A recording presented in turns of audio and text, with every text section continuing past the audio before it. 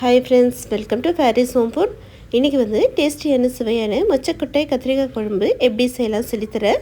இந்த மொச்சக்கொட்டை கத்திரிக்காய் குழம்பு நல்ல சுட சுட சாதத்தில் போட்டு சாப்பிட்டிங்கன்னா அவ்வளோ சூப்பராக இருக்கும். கூடவே 2 அப்பளத்தை வச்சு சாப்பிட்டிங்கன்னா வேறு சைட் டிஷ் எதுவுமே தேவையில்லை, அவ்வளோ சூப்பராக இருக்கும். வாங்க இந்த டேஸ்டியான மொச்சக்கொட்டை கத்திரிக்காய் குழம்பு எப்படி செய்யலாம் சொல்லித்தரேன். வீடியோக்குள்ளே போய் பார்க்கலாம். வீடியோக்குள்ளே போய் பார்க்குறதுக்கு முன்னாடி நம்மளுடைய சேனலை சப்ஸ்கிரைப் பண்ணாதவங்க சப்ஸ்கிரைப் பண்ணிக்கோங்க. தேங்க்யூ. மொச்சக்கொட்டை கத்திரிக்காய் குழம்பு பண்ணுறதுக்கு ஃபஸ்ட்டு பேன் வச்சுக்கோங்க. 1 கப் மொச்சக்கொட்டை போட்டுக்கலாம். மொச்சக்கொட்டை போட்டுட்டு நல்லா வறுத்துக்கோங்க. நீங்கள் நைட்டே மொச்சக்கொட்டை ஊற வைக்கிறதா இருந்தீங்கன்னா இந்த மாதிரி வறுத்து ஊற வைக்கணுன்னு அவசியம் இல்லை. உடனே மொச்சக்கொட்டை போட்டு குழம்பு வைக்கணுன்னா இந்த மாதிரி வறுத்துக்கோங்க. வறுத்துட்டு அரை மணி நேரம் ஊற வச்சிங்கன்னா போதும். இப்போ ஒரு 1/4 கப் துவரம்பருப்பும் போட்டுக்கலாம். 1 செகண்ட் மட்டும் துவரம்பருப்பு போட்டுட்டு வறுத்து விட்டுட்டு ஸ்டவ் ஆஃப் பண்ணிக்கலாம். இப்போ ஒரு பவுல் எடுத்துக்கோங்க. ஒரு லெமன் சைஸ் அளவுக்கு, சின்ன லெமன் சைஸ் அளவுக்கு புளி போட்டுக்கலாம். போட்டுட்டு கொஞ்சமாக தண்ணி ஊற்றிட்டு நல்லா ஊற வச்சு கரைச்சி எடுத்துக்கோங்க. இப்போ வறுத்து வச்சுருக்கிற மொச்சக்கொட்டையை நல்லா வாஷ் பண்ணிக்கோங்க. 2-3 வாட்டி வாஷ் பண்ணிவிட்டு கொஞ்சமாக தண்ணி ஊற்றிட்டு ஒரு அரை மணி நேரம் நல்லா ஊற வச்சுருங்க. புளியும் கரைச்சி எடுத்துக்கோங்க. அதுக்குள்ளே இந்த மொச்சக்கொட்டையும் அரை மணி நேரம் ஊறட்டும். இப்போ ஊற வச்சுருக்கிற மொச்சக்கொட்டையை குக்கரில் போட்டு நம்ம வேக வச்சுக்கலாம். தேவையான அளவுக்கு கொஞ்சமாக தண்ணி ஊற்றிக்கோங்க. 1/4 டீஸ்பூன் மஞ்சள் தூளும் போட்டுக்கலாம். இப்போ குக்கர் மூடி போட்டு விட்டுடலாம். ஒரு 4 விசில் விட்டுக்கோங்க. இந்த மொச்சக்கொட்டை வேகிறதுக்குள்ளே நம்ம இன்னொரு மசாலா தயார் பண்ணணும். பேன் வச்சுக்கோங்க. எண்ணெய் ஊற்றிக்கோங்க. எண்ணெய் சுடனதும் 15 சின்ன வெங்காயம் போட்டுக்கோங்க. 5-6 பல்லு பூண்டையும் போட்டுக்கலாம். ஒரு சின்ன துண்டு இஞ்சியும் போட்டுக்கோங்க. அரை டீஸ்பூன் மிளகு போட்டுக்கலாம்.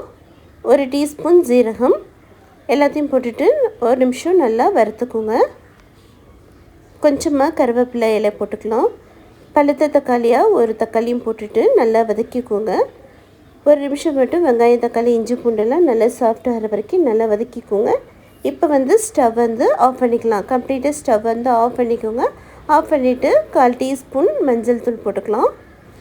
2 டீஸ்பூன் குழம்பு மிளகாய் தூள் போட்டுக்கோங்க. 1 டீஸ்பூன் மல்லித்தூள் போட்டுக்கலாம். 1 டீஸ்பூன் வெறும் மிளகாய் தூள் போட்டுக்கோங்க. 1/4 கப் தேங்காய், துருவின தேங்காயும் போட்டுக்கோங்க. போட்டுட்டு நல்லா ஒரு நிமிஷம் மட்டும் வதக்கி விட்டுக்கோங்க. ஸ்டவ் ஆஃப் பண்ணிவிட்டு தான் வதக்கணும், இல்லைன்னா தீஞ்சு போயிடும். அவ்வளோதான், போதும் வதங்கினது. இப்போ ஆற வச்சுட்டு மிக்ஸி ஜாரில் அரைச்சிக்கோங்க. இப்போ பேன் வச்சுக்கோங்க. நல்லெண்ணெய் ஊற்றிக்கிறேன். நல்லெண்ணெய் நல்ல ஒரு வாசனையாக இருக்கும். கொஞ்சமாக வெந்தயம், கொஞ்சமாக கடுகு போட்டுக்கலாம். கடுகு வெந்தயம் பொரியட்டும். கடுகு வெந்தயம் நல்லா பொரிஞ்சதும் கொஞ்சமாக பெருங்காயத்தூள் போட்டுக்கோங்க. வாய்வு ப்ராப்ளம் இல்லாமல் இருக்கும். பொடியாக நறுக்கின ஒரு வெங்காயமும் போட்டுக்கலாம். கொஞ்சமாக கருவேப்பிலை இலையும் போட்டுக்கோங்க. போட்டுட்டு நல்லா வதக்கிக்கலாம். பழுத்த தக்காளி மறுபடியும் ஒரு தக்காளி போட்டுக்கோங்க. அரைக்கும் போது ஒரு தக்காளி, இப்போ வதக்கும் போது ஒரு தக்காளி போட்டுக்கோங்க.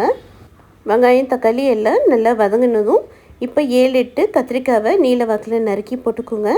ஒரு உருளைக்கிழங்கு தோல் சீவிட்டு கட் பண்ணி போட்டுக்கோங்க. கத்திரிக்காவும் உருளைக்கிழங்கும் ஒரு செகண்ட் நல்லா வதக்கிக்கலாம். கத்திரிக்காய் உருளைக்கிழங்கு நல்லா வதக்கினதும் இப்போ அரைச்சி வச்சுருக்கிற மசாலாவை போட்டுக்கோங்க. மசாலாவையும் போட்டுட்டு ஒரு செகண்டு நல்லா வதக்கி விட்டுக்கோங்க. அவ்வளோதான். இப்போ கொஞ்சமாக தேவையான அளவுக்கு தண்ணியை ஊற்றிக்கோங்க.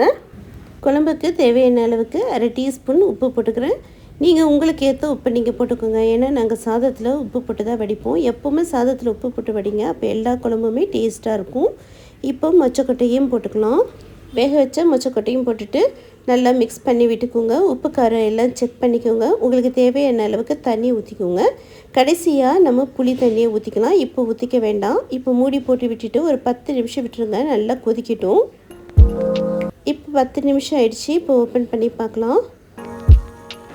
பாருங்கள், சூப்பராக இப்போவே குழம்பு நல்லா கம்மன்ட்டு நல்ல வாசனையாக இருக்குது. காய், கத்திரிக்காய், உருளைக்கிழங்கு எல்லாமே நல்லா வெந்து இருக்குது. இப்போ இந்த ஸ்டேஜில் நம்ம புளி தண்ணியை ஊற்றிக்கலாம். கடைசியாக தான் புளி தண்ணி ஊற்றணும். புளி தண்ணி ஊற்றிட்டு நல்லா மிக்ஸ் பண்ணி விட்டுக்கோங்க. மறுபடியும் மூடி போட்டு விட்டுடலாம். ஒரு 5 நிமிஷம் நல்லா குழம்பு கொதிக்கட்டும். இப்போ 5 நிமிஷம் ஆயிடுச்சு. இப்போ ஓப்பன் பண்ணி பார்க்கலாம். பாருங்கள், சூப்பராக நல்லா கம்மன்ட்டு மொச்சக்கொட்டை கத்திரிக்காய் குழம்பு ரெடி ஆகிடுச்சிங்க. நீங்கள் இப்போ ஸ்டவ் ஆஃப் பண்ணிக்கலாம். நீங்கள் கத்திரிக்காய் உருளைக்கிழங்குக்கு பதிலாக கருவாடு போட்டிங்கன்னா இன்னும் ரொம்பவும் நல்லா டேஸ்ட்டாக இருக்கும். நான் வெஜிடேரியனாக இருந்தால் கருவாடு கூட போட்டுட்டிங்கன்னா அவ்வளோ டேஸ்ட்டாக இருக்கும். வெஜிடேரியனாக இருந்தால் காய்கறி போட்டு செஞ்சுக்கோங்க. அவ்வளோதாங்க. கடைசியாக கொஞ்சமாக கொத்தமல்லி இலையும் கருவேப்பிலையும் போட்டுக்கலாம். இப்போ இந்த மொச்சக்கொட்டை கத்திரிக்காய் காரக்குழம்பை ஒரு பவுலுக்கு மாற்றிக்கலாம். பாருங்கள், நல்ல சூப்பரான மொச்சக்கொட்டை கத்திரிக்காய் குழம்பு ரெடி ஆகிடுச்சு. நல்ல சுட சுட சாதம் போட்டு நல்லா மொச்சக்கொட்டை கத்திரிக்காய் குழம்பை ஊற்றி சைட் டிஷ் வேறு எதுவுமே தேவையில்லைங்க. 2 ஆப்பில் வச்சு சாப்பிட்டிங்கன்னா அவ்வளோ சூப்பராக இருக்குங்க. ஒரு தட்டு சாதம் காலி பண்ணிவிடுவாங்கங்க. அவ்வளோ டேஸ்ட்டாக இருக்கும் இந்த மொச்சக்கொட்டை கத்திரிக்காய் காரக்குழம்பு. இதே போலயே செஞ்சு பாருங்கள். செஞ்சு பார்த்துட்டு எப்படி இருக்குன்னு கமெண்ட் பண்ணுங்கள்.